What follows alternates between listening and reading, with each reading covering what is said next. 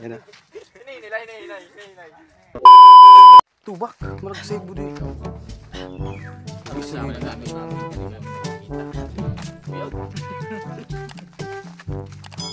May mga tulihaw po dito. May nananabit-sabit na yan. Basta kayo mga tubak, gurit ng unukob. Baras ito, babagdas din yung nalato. Kaya bagang tubak eh. Tumalo, may tumukod na din waka. Tara, balik kita.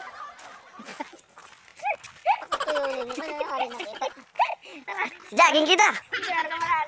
Puluhayo, nasa na ba tayo? No.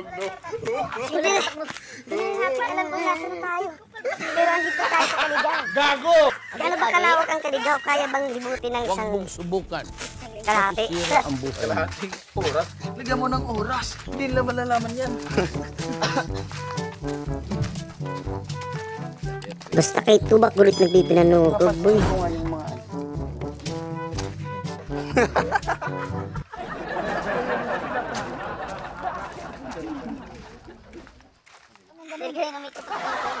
So meron dito guys mga signage ng Kaligaw, Group 6.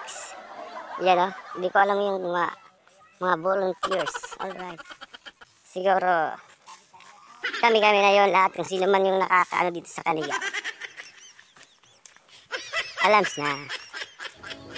Di may da kami kakasugat nga dulo nga mag-uyab siguro ini. Man, sana all na la, may uyab, oh. Uy, mag-uyab, uy. Yan, pinakulok. So, yan o, si number 11 tsaka si number 17. Kalapan at tsaka Espiso.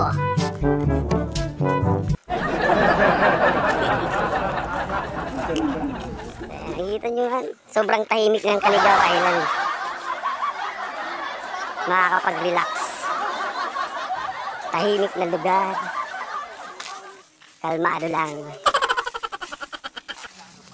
Pwede nga di magdara yung uyab, tas may dara nga ting, tas wala ka mo, pagidaw.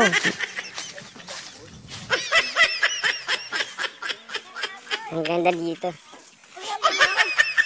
Dito po yung mga kabiduman dito. Ayan po sila. Gumagawa po sila ng bahay-bahayan. Huling-huli namin po. Apat po sila. Ikot lang natin. Kitang-kita namin. Ayan. Ito yung pang-isa. Pang-isa. Men!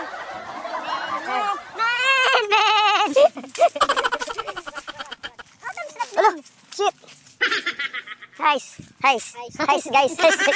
Ari may camera nga pero hindi ka nakasit up. Ayan. Kitang-kita. Tsaka ito talaga yung pinunta namin dito. Kung gaano kakalmado yung dagat. Dito lang yan guys sa Kaligaw. So first time kong nakapunta dito. Dito si John. Ayan na.